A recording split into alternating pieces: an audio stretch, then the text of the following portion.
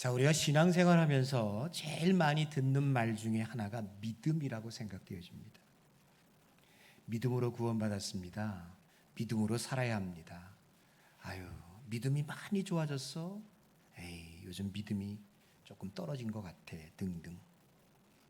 정말 그리스도인의 삶은 믿음으로 시작했다가 믿음으로 끝난다 할 정도로 모든 영역 속에서 믿음이 거론되어지곤 합니다.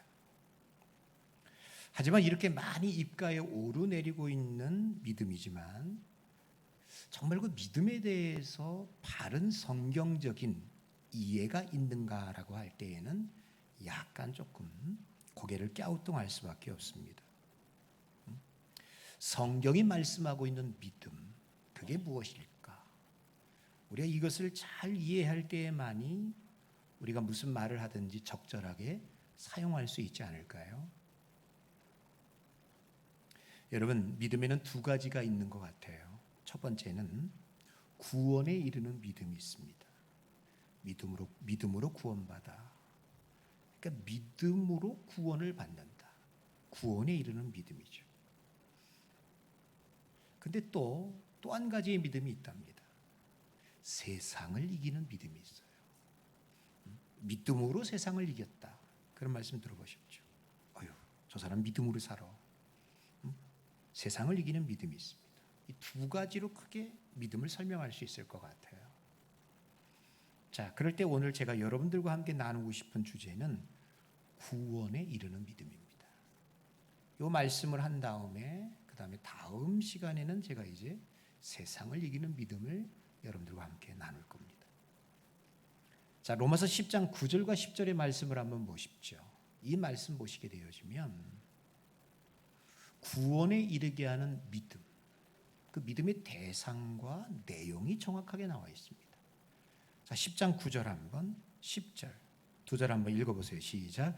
내가 만일 내 입으로 예수를 주로 시인하여 또 하나님께서 그를 죽은 자 가운데에서 살리신 것을 내 마음에 믿으면 구원을 받으리라. 사람이 마음으로 믿어 의에 이르고 입으로 시인하여 구원에 이르느니라. 아멘. 자, 여러분들 한번 다르게 한번 해볼까요? 여기 내가 나오죠. 내가, 너, 이걸 나로 바꾸세요. 내가 만일 내 입으로, 그러니까 내를 나로 바꾸시라는 얘기예요.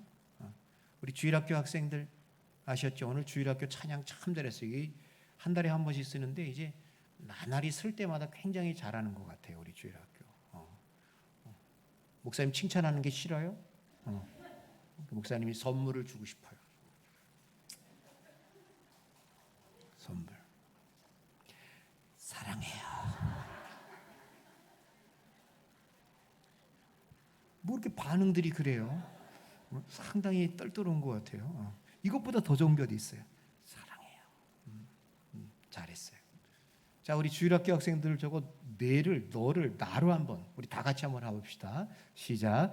내가 만일 내 입으로 예수를 주로 시인하여 또 하나님께서 그를 죽은 자 가운데서 살리신 것을 내 마음에 믿으면 구원을 얻으리라. 사람이 마음으로 믿어 의에 이르고 입으로 시인하여 구원에 이르니라. 아멘. 자, 여기 보면요, 믿음의 대상이 나와요. 믿음의 대상이 누구죠? 예수님. 예수를 주로 시인하여. 그렇게 나오죠. 믿음의 대상은 예수님입니다. 근데 어떤 예수님이냐? 이게 믿음의 내용이 되는 거예요. 자, 거기 9절 노란 글씨 보니까 어떤 예수님이에요? 죽은 자 가운데에서 살아나신 예수님입니다. 죽은 자 가운데에서 살아나신 그 예수님을 내가 믿으면 무엇을 받는다? 구원을 받는다. 근데 이게 죽은 자 가운데서 살아나신 두 글자는 뭐라고 그래요? 부활. 부활의 예수님이 있기 전에 뭐가 계셨을까요? 십자가에 죽으신 예수님이 있답니다. 그러니까 우리가 예수를 믿어야 한다고 그래요. 그래야지 구원을 얻는데요. 어떤 예수님이냐? 4대 성인 중에 하나 착한 일 하신 분, 불쌍한 사람 도와주는 이런 예수님이 아니에요. 이거는 진짜 아니에요. 어떤 예수님이냐? 십자가에서 죽으시고 부활하신 그 예수님을 대답하세요. 누가 믿을 때? 내가 믿을 때 대답하세요. 무엇을 얻는다고? 구원을 얻는다. 그렇게 이야기하고 있어요. 근데 어떻게 믿어야 되느냐? 10절에 보니까 이렇게 나와요. 사람이 무엇으로? 마음으로 믿어 의에 이르고 입으로 시인하여 구원에 이르느니라. 자, 마음과 입이 두 개가 나와요. 믿기는 마음으로 믿어야 돼. 입은 시인하는 거예요. 자, 물어봅시다. 마음이 중요해요? 입이 중요해요? 다시요. 입으로 시인하는 것보다 먼저 뭐가 있어야 한다고 얘기하죠? 마음으로 믿는 거. 이게 중요한 거예요. 먼저 마음으로 믿게 되어질 때 입으로 그분은 나의 주십니다. 나의 구원이십니다. 그분이 나를 위해 십자가에 죽으시고 부활하셨습니다. 마음으로 믿을 때에만이 입으로 시인할 수 있다. 아, 그러니까 믿음이라는 것은 우리의 입술에 있는 게 아니에요. 우리의 머리에 있는 것도 아니에요. 믿음이라는 것은 어디에 있는 거예요? 우리 마음에 있는 거예요. 마음이 중요해요. 그러니까 입으로 시인하지 못하더라도 여러분 마음으로 믿는 사람들이 있습니다. 부끄러워서 못해. 근데 마음으로 믿고 있다면 입으로 시인하는 거는 그거는 뭐 시간 문제일 수도 있다는 것이죠. 그러면 어떻게 내가 믿을 수 있게 되느냐? 하나님이 그냥 어느 날 갑자기 나타나셔 그냥 믿어. 우리에게 믿음을 강요해서 하나님이 그냥 꿈속에 짠하고 나타나셔서 우리가 믿음을 갖게 되어지느냐?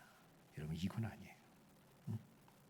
내 마음 가운데 믿음이 생기게 되어지는데 믿음이 생기는 이유가 있어요. 믿음이 생길 수 있는 이유가 있어요. 그게 어디 나오느냐? 로마서 10장 17절. 한번 읽어보세요. 시작. 그러므로 믿음은 들음에서 나며 들음은 그리스도의 말씀으로. 자, 대답해 보세요. 믿음은 어디에서 난다고요? 들어야 된대. 믿음은 꿈이나 환상 이런 게 아니야. 믿음은 들어야 된대. 근데 뭘 들어야 되느냐? 뭐를 들어야 돼요? 그리스도의 말씀. 그리스도의 말씀을 들을 때 내 속에 뭐가 생기게 되어지느냐? 믿음이 생기게 되어진다. 그렇게 이야기하고 있어요. 그러니까 결국 믿음의 통로가 뭐냐? 그리스도의 말씀이라는 것이죠. 무슨 말씀을 들어야 합니까? 이렇게 얘기했어요. 이렇게 많고 많은 말씀 가운데 어떤 말씀을 들어야지만이 진짜 성경이 말하는 믿음을 갖게 되어지는 겁니까? 라고 할 때 그게 이제 오늘 본문에 나와요. 자, 고린도전서 2장 2절에 보면 들어야 되는 말씀, 그 말씀을 꼭 들어야지만이 믿음이 있어요. 믿음이 생길 수 있어요. 어떤 말씀이냐? 믿음의 내용이기도 해요. 자, 고린도전서 2장 2절 읽어줘요. 시작. 내가 너희 중에서 예수 그리스도와 그의 십자가에 못 박히신 그 외에는 아무것도 알지 아니하기로 작정하였느니라. 그러니까 우리가 믿어야 되는 것, 우리가 들어야 되는 것, 그래서 믿음이 있게끔 하는 그 내용이 뭐냐? 이거예요. 예수 그리스도의 십자가 플러스 그의 부활. 예수 그리스도의 십자가와 부활을 그래서 우리가 뭐라고 그러냐? 쫓아야해서요. 복음. 뭐라고요? 복음. 복음을 들어야 합니다라고 할 때 그 복음의 핵심은 두 가지예요. 예수님의 십자가 그리고 그의 부활입니다. 자, 그러면 이제 이렇게 얘기할 수 있어요. 목사님, 예수 그리스도의 십자가와 부활만 들으면, 그러니까 말씀만 들으면 정말 믿음이 생기고 구원을 얻는 겁니까? 여러분 그런 의구심을 가질 수 있어요. 근데 제가 보니까 꼭 그렇지만은 않아요. 똑같은 자리에서 똑같은 시간에 누군가에 의해서 그리스도의 십자가와 부활의 말씀을 들었음에도 불구하고 말 그대로 어떤 이에게는 정말 믿음이 왔어요. 믿음이 있어서 구원에 이르는가 하면 어떤 사람은 그 말씀을 들었는데도 믿음이 없어요. 믿음이 생겨지지가 않아요. 이게 뭐지? 믿음은 들으면서 난다고 그랬고 똑같이 그리스도의 말씀을 들었는데 왜 누구는 믿게 되고 왜 누구는 안 믿게 되는 걸까? 충분히 여러분 합리적인 생각이라고 생각해요. 의심이라고 생각해요. 왜 똑같은 말씀을 들었는데 저 사람은 믿고 구원받고 저 사람은 안 되는 것일까? 자, 이 부분에 대해서 오늘 바울이 또 이야기해요. 자, 보세요. 2장 3절, 4절, 그러니까 5절까지 보십시다. 자, 한번 읽어보세요. 자, 읽어요. 시작. 내가 너희 가운데 거할 때에 약하고 두려워하고 심히 떨었노라. 내 말과 내 전도함이 설득력 있는 지혜의 말로 하지 아니하고 다만 성령의 나타나심과 능력으로 하여 너희 믿음이 사람의 지혜에 있지 아니하고 다만 하나님의 능력에 있게 하려 하였노라. 할렐루야. 사도 바울이 고린도에 가서 이제 복음을 전할 때 굉장히 두려웠어요. 약해졌어요. 굳이 배경을 제가 설명한다면 고린도 오기 전에 어디에 갔었냐면 아테네. 지금 아테네들 알고 계시죠? 뭐 철학자들이 얼마나 많은지 몰라. 똑똑한 사람들. 거기 가서 바울이 설교를 하는데 약간 철학적으로 설교를 했어요. 회심자들이 거의 없었어요. 그래서 바울이 내심 그 다음 전도 여행지인 고린도에 와가지고요 굉장히 두려웠어요. 또 실패하면 어떡하지? 또 안 되면 어떡하지? 굉장히 두려워하고 심히 떨었다. 그렇게 이야기해요. 그때 바울이 어떻게 했느냐? 4절의 이야기예요. 자신의 말, 어떤 설득력 있는 지혜의 말로 하지 않았다는 얘기. 전도하고 복음을 전하는데 아주, 여러분 고대에는 수사학이라는 게 있어요. 수사학이 말을 가리키는 거, 논리 있게. 아리스토텔레스의 수사학이 유명하잖아요. 그 말 언변으로 바울이 전한 것이 아니라 복음을 설득력 있는 지혜의 말로 전한 것이 아니라 저 빨간 글씨가 중요해요. 다만 무엇과 무엇으로? 성령의 나타나심과 능력으로 하였다. 그랬더니요 고린도 교회의 열매가 맞았어요. 아덴에서는 안 됐는데 아덴에서는 솔직히 좀 이런 경향이 있었어요. 설득력 있는 지혜의 말로 바울이 전했다는 거예요. 근데 고린도에 와서는 그렇게 하지 않고 지혜롭고 똑똑하게 논리적으로 전하기보다는 똑같은 복음인데 성령의 나타남과 성령의 능력으로, 다시 말해서 성령을 의지하고 전했더니 그 가운데 믿는 사람들이 많아지더라. 그래서 바울의 결론은 이거예요. 2장 5절 읽어보세요. 2장 5절 시작. 너희의 믿음이 사람의 지혜이지 아니하고 다만 하나님의 능력에 있게 하려 하였노라. 아멘입니다. 너희의 믿음이, 너희가 믿음을 갖게 되어진 것이 사람의 지혜의 말로 된 것이 아니라는 얘기예요. 내가 말 잘해서 설득력 있게 한 것이 아니다. 너희가 믿음이 있게 되어진 것은 말 그대로예요. 다만 하나님의 능력, 그 위에 구절, 성령의 나타나심과 능력으로 인해서 너희가 믿음을 갖게 되어진 것이다 라고 이야기해요. 그러니까 결국 여러분 잘 보세요. 결국 그러니까 우리가 믿어서 구원받는다고 하는데 그 믿음은 들으면서 나요. 하나님의 말씀을 들어야 돼요. 근데 가만히 보면 그 말씀을 들어서 내가 믿음을 갖게 되어지는 것도 설교자가 설교를 잘해서 전도자가 말을 잘해서 되는 것이 아니라, 대답하세요. 누가 역사하는 거예요? 성령. 다시. 누가 역사한다고요? 성령. 믿으시면 아멘. 이게 내 의지와 관계없다는 뜻이에요. 성령이 역사할 때, 성령이 전하는 사람을 역사해요. 말씀을 받는 사람을 역사해요. 그래서 나로 하여금 믿게끔 된다는 거예요. 그러니까 믿음으로 구원받습니다. 그 말 맞는 말이에요. 근데 그 믿음의 성격을 잘 생각하셔야 돼요. 에이, 내가 믿었으니까 구원받은 거지, 내가 믿었으니까 믿는 거지, 이게 아니에요. 결국은 하나님이 믿게끔 하신다. 무슨 뜻이냐? 쫓아하십시오. 믿음은 선물이다. 다시요. 믿음은 선물이다. 할렐루야. 이 부분은 성경에서 일괄되게 얘기해요. 자, 에베소서 2장 8절 9절 보세요. 자, 봅시다. 읽어요. 시작. 너희는 그 은혜에 의하여 믿음으로 말미암아 구원을 받았으니 이것은 너희에게서 난 것이 아니요 하나님의 선물이라. 행위에서 난 것이 아니니 이는 누구든지 자랑하지 못하게 함이니라. 아멘. 말씀을 들었습니다. 믿음이 생겼습니다. 믿게 되어졌습니다. 할렐루야. 구원을 받았습니다. 근데 그게 뭐냐? 여기 이야기하잖아요. 은혜로, 은혜에 의하여 믿음으로 말미암아 구원을 받았으니 2장 8절 끝에 보니까 하나님의 뭐다? 선물이다 라고 해요. 선물이다 보니까 내가 한 것이라면 내가 한 거야? 내가 훌륭해? 자기를 자랑할 수 있어요. 근데 이게 하나님이 그냥 주신 거예요. 성령을 통해서 엄밀히 말하면 믿어진 거예요. 믿은 게 아니라 이게 능동태가 아니에요. 수동태예요. 성령을 통해서 내가 믿어졌다니까요. 그러니까 선물이다 보니까 2장 9절에 이는 누구든지 뭐 할 수 없다? 자랑할 수 없다. 내가 믿었어요. 내가 똑똑하지. 내가 훌륭하지. 그런 말 할 수가 없다. 이건 전적인 하나님의 선물이다. 그래서 여러분 구원에 대해서는 우리가 누구만 높이셔야 되냐? 하나님. 하나님만 찬양하고 높여야 된다라는 것이죠. 자, 우리가 여러분 흔히 말하는 내가 가지고 있는 자유의지라는 것이 있답니다. 그 자유의지를 여러분 오해하시면 안 돼요.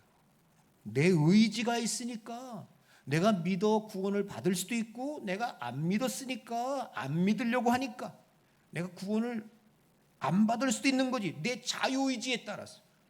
내 의지로 믿었으니까 나 구원받는 거야. 저 사람은 자기 의지로 안 믿었으니까 구원을 못 받은 거야. 안 받는 거야. 그렇게 생각할 수 있어요. 근데 여러분 그렇지 않아요. 자, 아실라는지 모르겠네. 에베소서의 말씀 보면 하나님이 우리를 선택했는데 대답해 보세요. 언제부터 우리를 선택했다고 그랬죠? 할렐루야. 창세전에. 하나님이 우리가 태어나기 전부터 아니야. 세상이 만들어지기 전부터 야, 너는 내 거야. 하나님의 자녀 삼을 거야. 그러면서 창세전부터 선택하셨어요. 창세전부터 하나님이 선택하셨기 때문에 내가 믿게 되어진 거예요. 그런데 내가 안 믿겠다? 내가 창세전에 선택되어졌는데 내 스스로가 안 믿겠다고 그래서 하나님의 선택이 취소되거나 변경될 수 있느냐? 이건 아니란 얘기예요. 그러니까 결국 뭐냐? 내 의지보다도 중요한 건 하나님의 선택이란 얘기예요. 하나님의 선택을 내 의지대로 대답하세요. 하나님의 선택을 내 의지대로 바꿀 수 있다 없다? 없다. 그건 안 돼요. 그러니까 내가 자유의지가 있어도 그 자유의지가 있기 때문에 내가 믿으니까 구원받은 거야. 안 믿으니까 안 받았겠지. 이렇게 얘기할 수 없다는 거예요. 내가 믿을 수 있게 되어진 것은 결국 하나님의 예정의 선택이 있었고 때가 되어짐의 성령을 통해서 나로 하여금 믿게끔 하신 거예요. 그래서 여러분 내가 믿어서 구원 얻는 거예요. 그래서 이게 보면 여러분 이거예요. 창세전에 선택하셨어요. 예정이라고 해요. 그래서 어느 때부턴가 말씀을 들었어요. 말씀을 듣는데 막 성령이 내 마음을 뜨겁게 해서 그걸 믿게 해요. 믿음이 생겼어요. 그래서 구원을 얻었어요. 그러니까 쭉 보니까 이 창세전부터 성령의 역사, 믿음, 구원 쭉 보니까 이 모든 것들이 다 뭐다? 하나님의 선물, 은혜다라고 이야기하는 거예요. 믿으시면 아멘 하세요. 이게 은혜예요. 여러분 불가항력적 은혜라는 말이 있답니다. 이 말이 뜻이 뭐냐면 하나님이 믿도록 하시면 어떤 것도 그것을 막을 수 없다. 불가항력. 하나님이 믿도록 하시겠다. 믿게 하겠다. 그러면 어느 것도 막을 수 없다는 얘기. 안 믿겠다고 그렇게 도망치고 욕하고 핍박해도 계속 하나님이 원하는 길로 안 가고 엇나가는 사람도 결국은 불가항력적 은혜, 하나님이 어떻게 해서든지 믿게끔 하신다는 거. 이게 바로 불가항력적 은혜예요. 자, 성경에 보면 그 대표적인 사람이 사도 바울이죠. 이건 완전히 핍박자예요, 해방자예요, 깡패야 깡패. 근데 하나님이 어떻게 해요? 불가항력적 은혜를 쫙 부어주시니까 꼼짝 못하고 두 손 들고 천부의 의지 없어서 나가는 게 사도 바울이잖아요. 자, 이런 사람들이 우리 주변에 사도 바울 말고 또 있을까 없을까? 있어요 없어요? 있지. 그러면 앞에 있는 최 목사는 이런 체험이 있을까 없을까? 어떻게 이렇게 잘 알아? 되게 기분 나쁘네. 나는 없어요 솔직히. 나는 뭐 엇나가고 도망가고 싫어요, 뭐 안 믿어요. 난 이런 게 없는 것 같아요. 예. 조금 그래서 저는 조금 밋밋해요. 좀 재미가 없는 것도 있어요. 여러분 사진을 하나 보여드릴게요. 이분이 잘 알고 있는 분이에요. 이효령 돌아가셨죠. 고인이 됐어요. 얼마 전에 돌아가셨어요. 이분은 뭐 대한민국을 대표하는 지성입니다. 그렇죠. 우리나라 초대 그 문화부 장관도 역임하시고, 이분은 종교를 문화의 일부로 알았던 분이에요. 종교를 문화의 일부. 종교를 많이 논했지만 이분은 신앙으로 논한 적은 없어요. 성경을 많이 읽었지만 그건 지식적으로 알고 있었어요. 그냥 성경은 뭐냐? 기독교 경전 이 정도. 그러니까 얼마나 해박한지 몰라요. 이분이 뭐 그냥 별 토론에 다 나왔습니다. 그야말로 이분은 어떤 분이냐?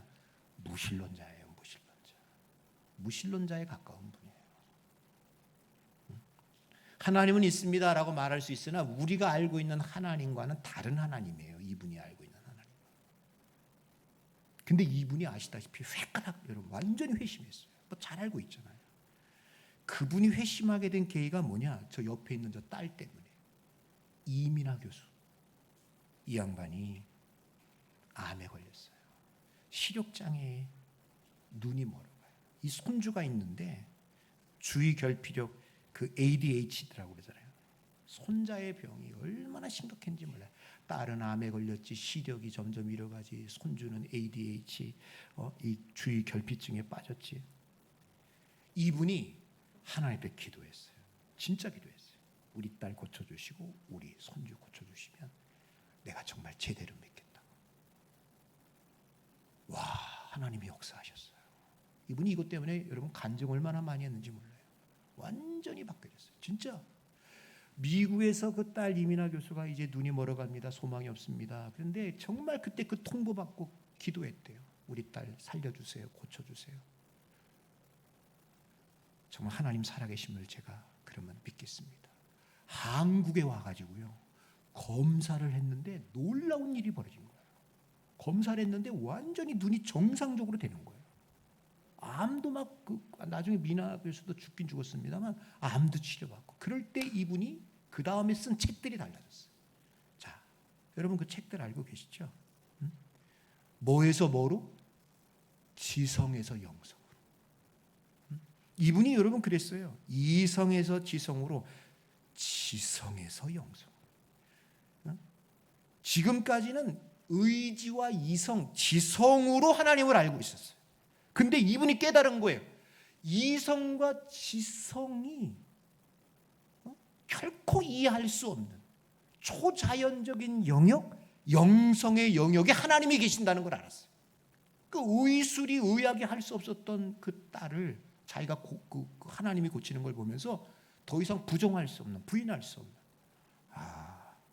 하나님은 살아계시는구나. 뭡니까? 불가항력적 은혜가 그에게 임한 거예요. 그에게 임한 거예요. 여러분 그럴 때 완전히 바뀌어져 가지고요. 이분이 정말 마지막 돌아가시는 그날까지 간증하고 전도하다가 여러분 돌아가셨다는 거 아니에요. 여러분 하나님은요, 기억하세요. 예정하고 선택된 사람들은 반드시 구원해 주실 줄로 믿습니다. 그래서 우리가 전도하는 거예요. 왜? 그런 사람이 있는데 누군가는 전해야지만이 들을 수 있지 않겠어요? 그러니까 그 사람이 선택됐는지 안 됐는지 나는 몰라. 그냥 나는 뭐예요? 주여 믿습니다. 내가 전할 때 선택된 자들이면 돌아오게 하실 줄로 믿습니다. 그러면서 우리는 전하는 거예요. 여러분 내 의지, 내 믿음으로 내가 구원받았다면 그것은 이런 함정에 빠져요. 내 의지, 내 믿음으로 구원받았다? 그러면 내 의지, 내 믿음이 약해지면 구원이 취소되는 거예요. 잘 들어보세요. 내 의지, 내 믿음대로 구원받았다. 그런데 어느 날부터인가 내 의지, 내 믿음이 이게 흐리뭉텅하게 되졌어. 그러면 구원이 취소되는 거예요. 아니 이게 말이 돼요? 하나님의 구원이 들락날락할 수 있는 건 아니에요. 그러니까 우리의 구원의 기반은 내 믿음, 내 의지가 아닙니다.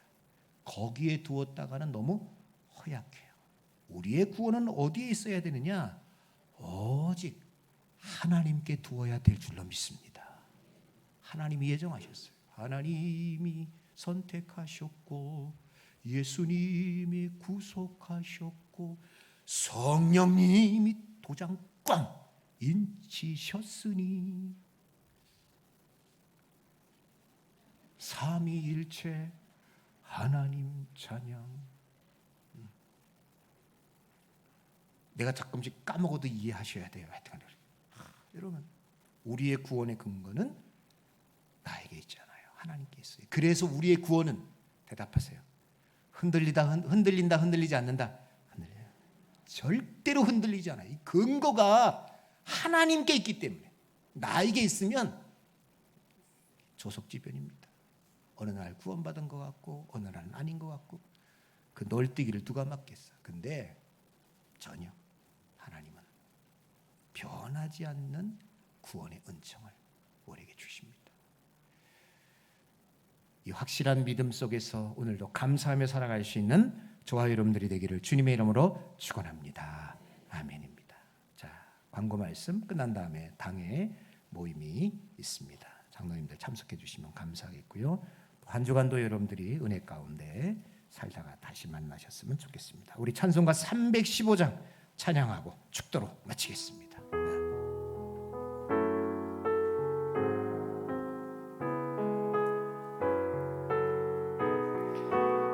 내 주 대신 내 주 대신 주를 참 사랑하고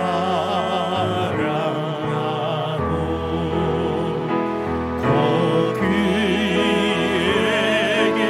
죄를 다고합니다.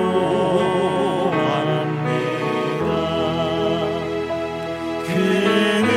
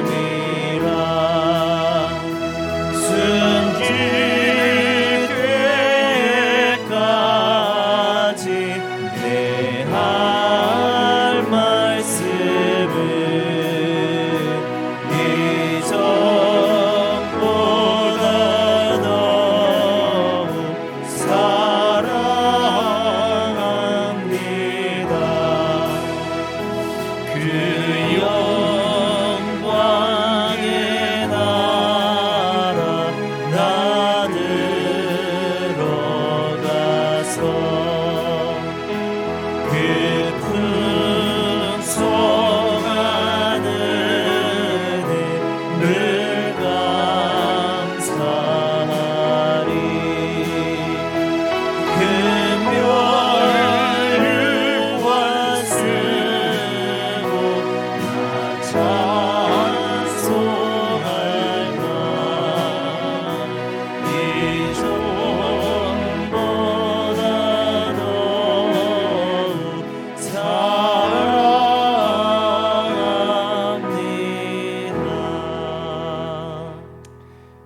성전 문 밖을 나가 가정으로 또 세상으로 나아갑니다. 주님, 우리와 동행하여 주옵소서. 우리와 함께 하시고 세상 그 어느 곳에 있든지 하나님의 자녀로 살아가는데 부끄럽지 않도록 우리를 이끌어 주옵소서. 이 시간 특별히 기도합니다. 우리 사랑하는 김진호 집사가 이제 내일부터 아주 지독한 항암 주사를 맞아야 합니다. 지금까지 받았던 그 어떤 주사보다도 참 힘든 시간을 보내야 되는데 하나님 아버지, 우리 사랑하는 아들 가운데 함께하여 주옵소서. 견뎌내게 하시고 이기게 하여 주시고 무엇보다도 이번에 완전히 치유받아서 건강하고 깨끗한 몸으로 남은 생에 주님 기쁘시게 하며 살아갈 수 있는 아들 되게 하여 주옵소서. 성도들의 모든 삶 속에서 건강, 평안, 때를 따라 도우시는 은혜가 충만하기를 소망하며 지금은 예수님의 은혜와 하나님 아버지의 사랑과 성령님 역사 위로 충만케 하심이 돌아가는 모든 천산의 가족들 위에 이제로부터 영원토록 함께 계실지어다. 아멘.